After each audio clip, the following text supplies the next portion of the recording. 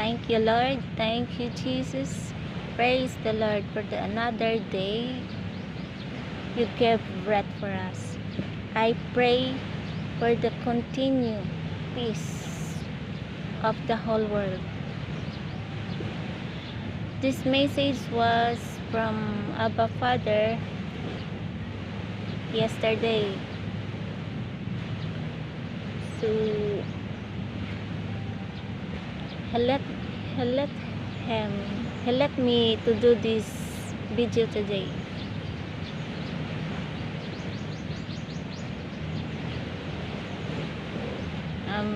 This message is for the whole world, for all nations, for peace and joy and happiness. Let's begin. Good afternoon, Abba Father. Yes, I am, my love. What is in your heart, Abba? I love you, Abba Father. He replied, I love you too. Thank you, sweetheart. Let's begin. Joy.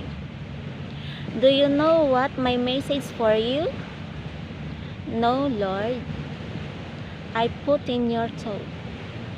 Abba said, I put in your thought. Then I say it is the Israel. Abba replied, yes, you're right. We talk about the Israel today, and it is for them. I said, wow. I shout your message to them, Lord. Abba replied, you are belong to the family of Jews, my love. Remember that. I forget. I forget, Lord. My country is the land home you give to Israel's favorite son, Joseph. Is that Abba? Abba replied, well said, my love. Read the promise to them, the Bible promise of Israel, Jacob to Joseph. That is Genesis chapter 49, verse 22 to 26. Joseph is a fruitful vine near a spring, whose branches climb over a wall. With bitterness, archers attach him. They shot at him with hostility, but his bow remained steady.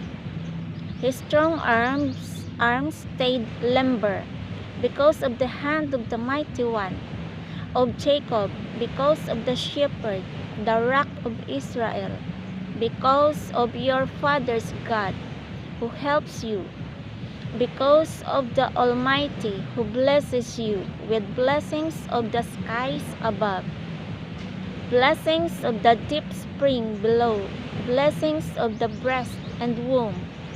Your father's blessings are greater than the blessings of the ancient mountains, than the bounty of the age-old hills. Let all this rest on the head of Joseph, on the brow of the prince among his brothers.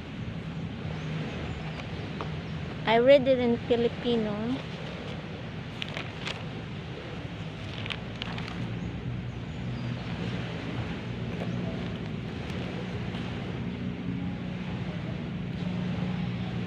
Genesis chapter 49, verse 22 to 26. Si Jose na may baging na mabunga, sa tabi ng bukal nakatanim siya. Paakyat sa pader ang pagtubo niya. Mga ngaso ang nagpapahirap, hinahabol siya ng palasot sibat. Subalit ang iyong busog ay mananatiling malakas. Ang iyong mga bisig ay palalakasin. Ang dahilan nito'y ang Diyos ni Jacob, pastol ng Israel, matibay na muog, Diyos ng iyong amay siyang saklolo, ang makapangyarihang Diyos, magbabasbas sa iyo. Magbuhat sa langit, bubuhos ang ulan, malalim na tubig sa lupa'y bubukal, dibdib na malusog, pati bahay-batay pagpapalain, di kanyang babasbasan. Marami ang ani, bulaklak gayon din, malamat na bundok ay pagpapalain, pati ang burol magkakamit aliw. Pagpapalang ito nawa ay makamit ni Jose na walay sa mga kapatid. So this is the blessing of Father Israel to Joseph.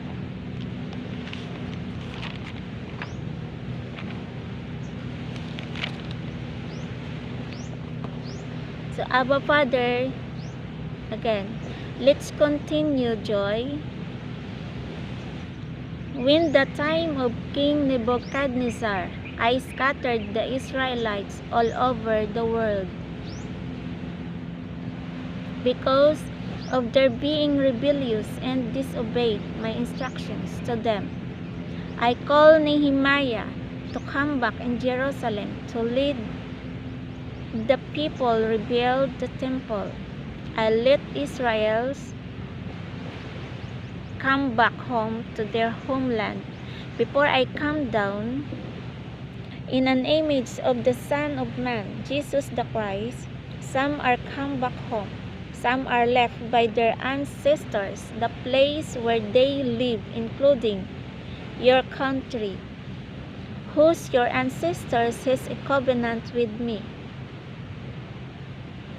I allowed to read that covenant verse to all of them, my love, so that all nations know and apply to their nations too.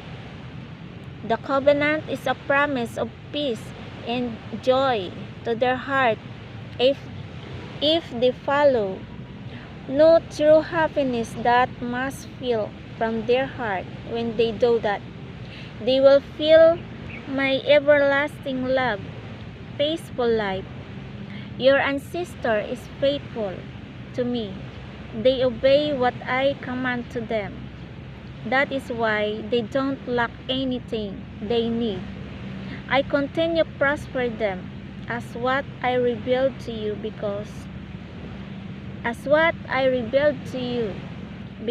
of the greedy, envy, jealousy of evil one member of the family, whom your ancestors trust their treasures. He plotted a war to spoil the treasures. I, the Holy Father in heaven, my message to all nations, leaders or community, follow that command. My covenant to the royal family of this island. On my time in the Second Testament, in the name of Jesus Christ, I made only one command: love your brother as I have loved you. This is John chapter 15 verse 12. That is the covenant promise mean for. Your servant is your brothers, your brethren, no other than. Treat them as your family member. Love them unconditionally. Give them the right salary. Their benefits belong to them. Read again this Bible verse to them, Joy. Yes, my Lord.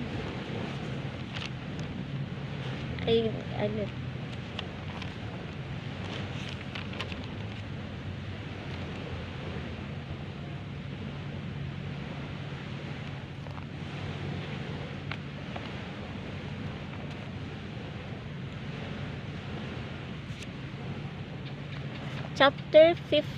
John chapter 15 verse 9 to 17.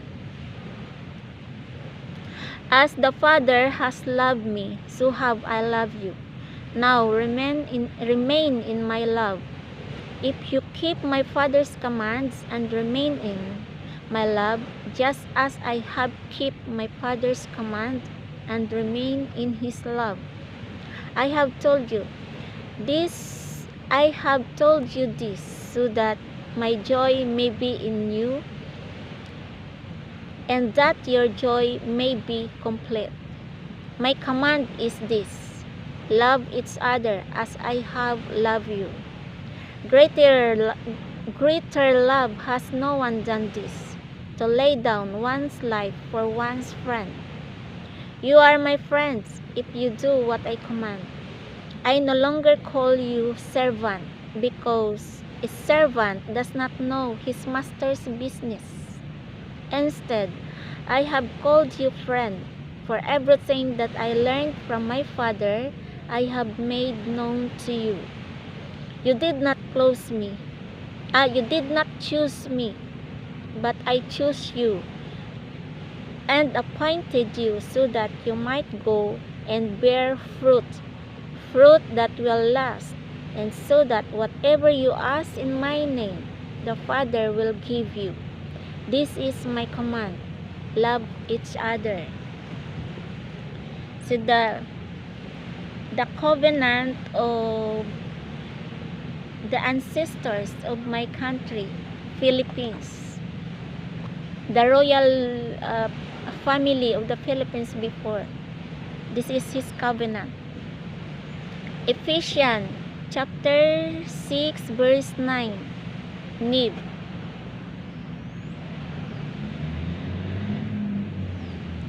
New International Version. And masters, treat your slaves in the same way. Do not threaten them, since you know that he who is both their master and yours is in heaven, and there is no favoritism with him. I will read in Filipino.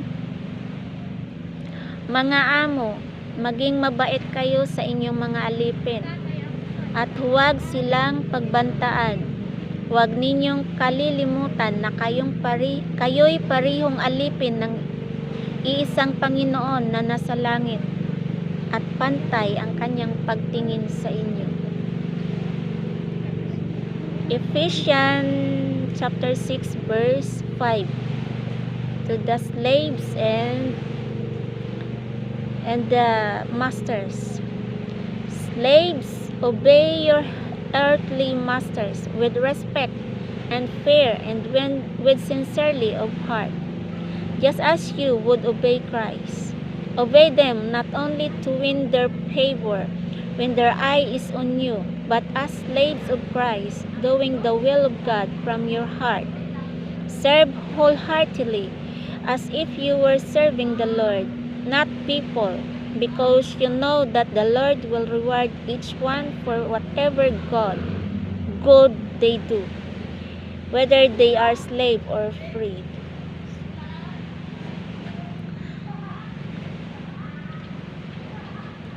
Mga alipin, sundin ninyo ang inyong mga amo dito sa lupa ng may buong katapatan, takot at paggalang na parang si Kristo ang siya ninyong pinaglilingkuran. Gawin ninyo yan, may nakakakita man o wala, hindi upang mapuri ng mga tao, kundi dahil kayong mga lingkod ni Kristo, kayo'y mga lingkod ni Kristo at buong pusong sumusunod sa kalooban ng Diyos. Maglingkod kayo ng masaya, ang kalooban na parang nasa Panginoon. Kayo naglilingkod at hindi sa tao, sapagkat alam ninyong gagantimpalaan ng Panginoon ang bawat mabuting gawa ninuman, maging siya man ay alipin o malaya.